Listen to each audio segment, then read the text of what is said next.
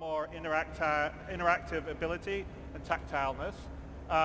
So, oh, no! No!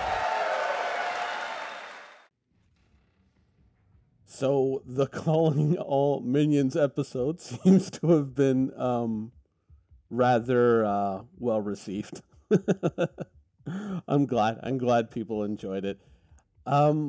But I kind of wanted to dip back into that topic a little bit. Is it going to become a regular feature, that sort of thing, and all that? I kind of wanted to do a show about that and what I think about, really what I think about calling all devs, kind of going away.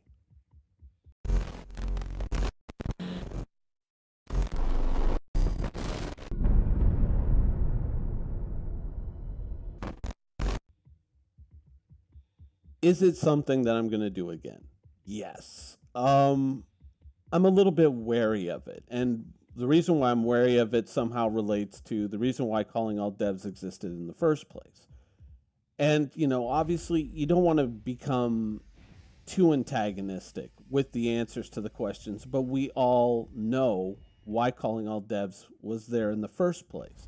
It was so that questions voted on by the community would be specifically answered, because one of the biggest problems with the RTV format or for the 10 for the chairman format was these were kind of questions pulled at random seemingly, or whatever question Beer for the Beer God had, that always made it into every episode of 10 for the chairman, strangely, sometimes two. And a lot of us were dissatisfied with that content because we had, we had hoped to get some more substantial questions answered, and instead we were getting like, will I be able to paint my ship different colors? And it's like, okay, well, yeah, that's important, but I think there's more important questions to ask, or why did this thing happen, or why has this been delayed? Things that, certainly might make the community feel a lot better if they understood the process behind it. These questions often just get deferred away and never answered, and that creates a certain antagonistic at times atmosphere. And so I think that the reason why calling all devs existed was to filter through, as Jared likes to say, filter through the detritus and get some real substantial questions answered, things that the community wanted to know. Now, there would be topics there that maybe I would really want the answer to, but it really kind of was a majority rules thing, but it worked out pretty damn well. We were getting some real, we were getting some real meat and potatoes on our plate there in terms of answers to really important questions, rather than, will there be laser swords in the game, and if so, will I be able to obtain Jedi powers?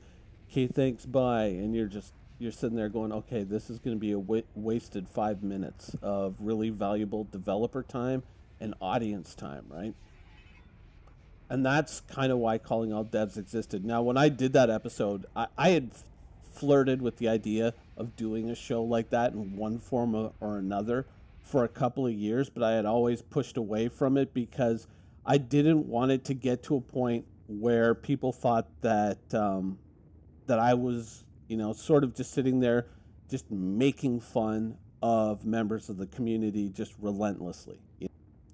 So yeah, I just didn't want to get to, a place where I was kind of sitting there actively making fun of the community and just seeming to target certain people. But at the same time, that's kind of why calling all devs existed, right? It was to, as Jared puts it, sort through the detritus and get the questions that, sometimes there were questions that I really wasn't ultimately concerned about at the time, but questions that the community wanted answered, much more substantial questions than, can I get a laser sword and what color laser crystal can I put in it?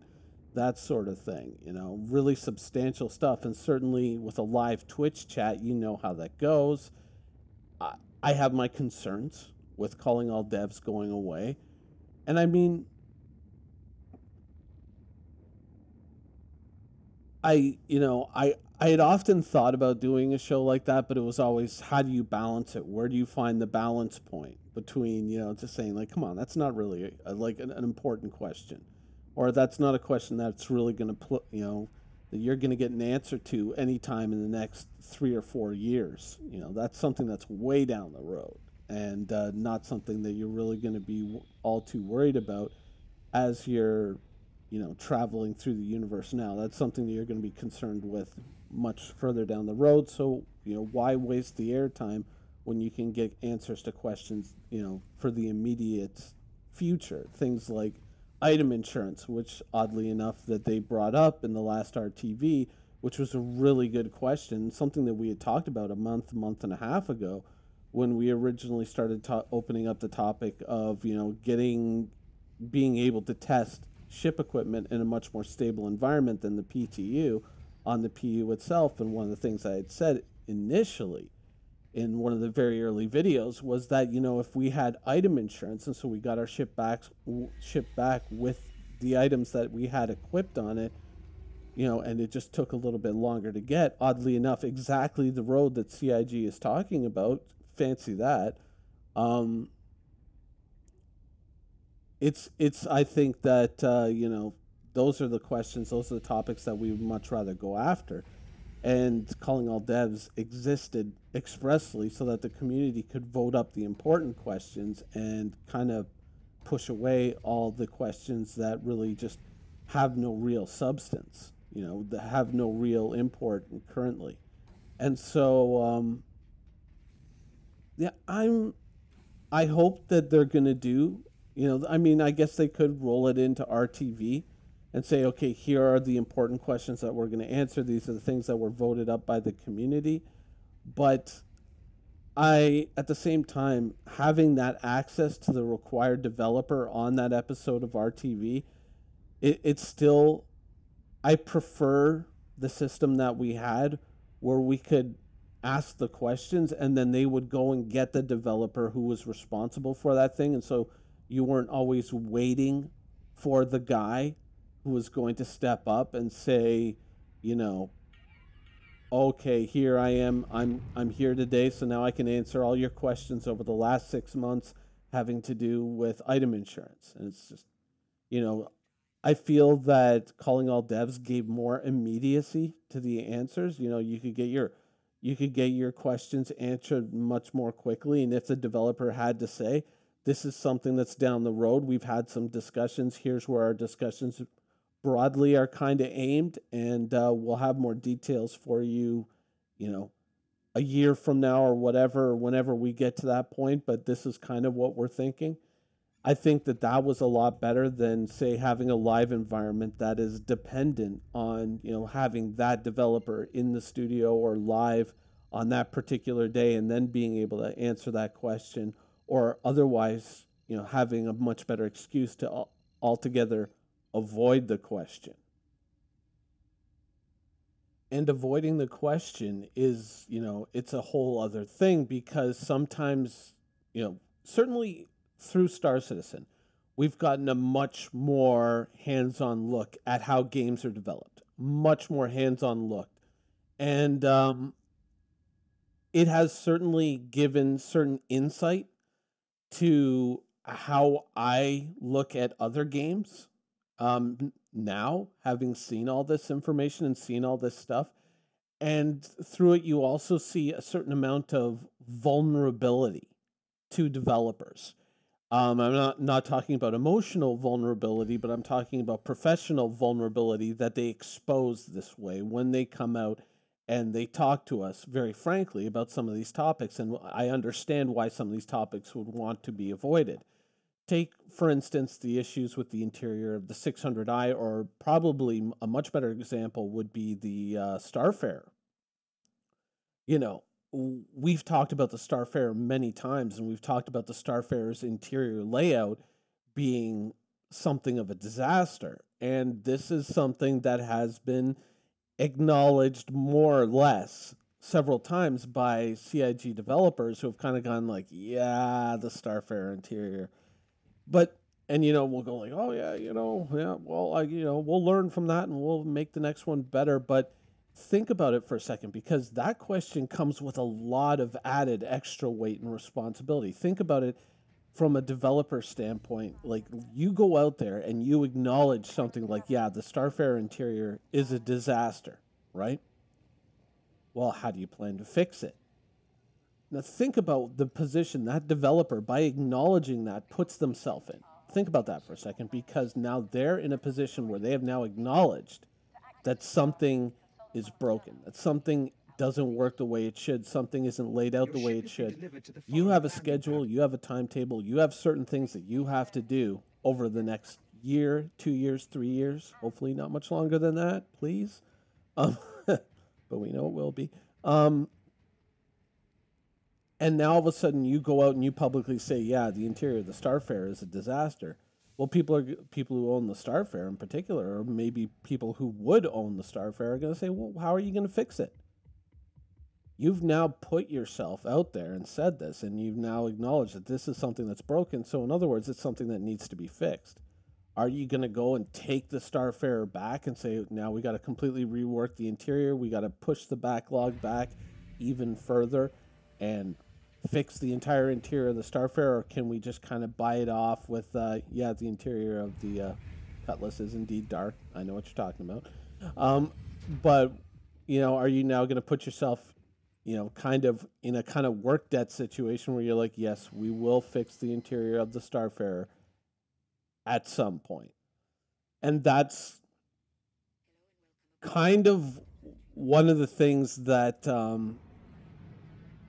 is both good and bad. There's a good and a bad side to it, because with calling all devs, you could kind of keep those questions voted up, and there's no avoiding them. We know they're there. We see them getting voted up. You got to answer this. You got to answer this question. But at the same time, a developer probably doesn't want to answer that question, because they're like, look, if I talk about this, then I'm going to have to say, yes, this is something. And then we might end up being stuck in a position where we now have to go back and fix that thing. But we've got so much other stuff on the timetable that to take this thing back and say, yeah, we got to go ahead and we got to redo the interior of the Starfarer, yikes, that could push us back a significant amount of time. But at the same time, it's something that you do have to fix, or is it something that you can kind of negotiate with the community and say, can you live with this? And maybe at some point in the future, we'll come back and we'll do like a Starfarer 2.0, like this is the 2962 model of the Starfarer, and anybody who has the old Starfarer will just be able to CCU into this new model of the Starfarer at a later date, and this repairs a lot of the issues, possibly, right? Make no mistake, the whole reason why we got the Cutlass rework wasn't because just the community wasn't happy with the original Cutlass. It was also because CIG was going to have to rework the ship anyways. And these two things linked up, and they said, okay, you know what? We're going to totally redo the Cutlass. Of course, because they were going to totally redo the Cutlass anyway, right? And as much as that benefited the community, right? Obviously, there's some old Cutlass shots from the past. I managed to dig one up for the thumbnail. One sec, let me put it up here.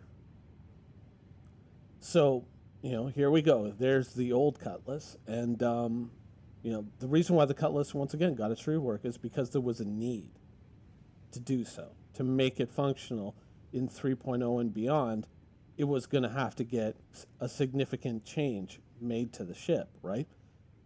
The thing of it is that need doesn't exist with the Starfarer. So whereas CIG was able to kind of get two birds with one stone in the Cutlass situation, with the Starfarer would just mean going back and redoing the Starfarer when there isn't a quote-unquote absolute need to do so. Bringing the Cutlass into 3.0, there was an absolute need, but that didn't exist with the Starfarer. And so probably one of the dangers of acknowledging this is that CIG's worried that, if we acknowledge these issues, or a developer would be worried, if I acknowledge these issues, then I kind of incur something of a work debt to the players, where I say, yeah, we are going to fix this at some point in the future. So when are you going to do it? Well, when we get around to it. They may not want to broach that topic And so they may want to avoid that question. The benefit of calling all devs is now there was no way to avoid the question, right? Now you might think that this video is taking on a particularly negative tone, right? That, oh, it's the developers, those rascals, they're trying to dodge us and they're trying to, avoid this discomfort of answering these questions. And I kind of want to turn that around and say that I commend the developers at CIG for answering these questions. I commend them, even when they don't have the answer that I want. I commend them for standing up and saying, this is what we think, this is what we see and whatnot, because that allows for further discussion and further evolution of the topic, further iterations on what a fix could be and, where's a comfortable middle ground for those who are concerned where there is an issue. It opens up the door to trying to find a path towards success. And I have to admit that I find that to be one of the most impressive things that CIG has ever done in this project, which is engaging directly with the players in so many ways. And I'm not just talking about at a bar citizen or at CitizenCon, like, oh, I met Tony Z on the floor and we talked for half an hour about this and that. I'm talking about broadly, engaging with the community on community decided questions and, trying to give a substantial and meaningful answer, even when it's not the answer that we want to hear. Often, when I talk about other games, one of my biggest gripes with those other games is that the developers refuse it. They just kind of go like, oh, well, this is all just quote unquote negativity, so I don't want to engage with this toxic negativity on the internet, when really there's a lot of substantial problems that need to be discussed, and you can't just go, oh, well, it's all toxic negativity, not going to touch it, and they go and they hide from it. And then a year later, after their new expansion releases and does a faceplant, they're sending out surveys going, we really value player feedback. What do you think? It's like, dude, it's been on the forums for a year. What are you talking about? You value player feedback. And so I really have to commend CIG for kind of taking the bull by the horns and really going after a lot of these topics in the best way that they could. Maybe it's not always the answer that we want to hear, but at least it's an answer and an acknowledgement, which is the beginning, which is the beginning to getting something fixed or to coming to some form of an understanding in regards to those issues, right? And so I think that is a really stand-up thing that CIG has done, and I hope that Calling All Devs comes back. Will I do my own version of Calling All Devs? Maybe from a slightly comedic standpoint, yes, but I think that I would be much more interested in seeing Calling All Devs remain as part of CIG's video lineup. I think it was probably one of the best shows that they had ever done. It was certainly one of the shows that I was more likely to watch in its entirety than any of the others. And I think that it really spoke highly of the team behind the game and their willingness to engage with the community on community concerns rather than just pretend they're not there and go crashing into a brick wall as so many other companies have recently. Nobody in particular, Blizzard Activision. Anyways, I hope you guys enjoyed the video, and thanks for watching.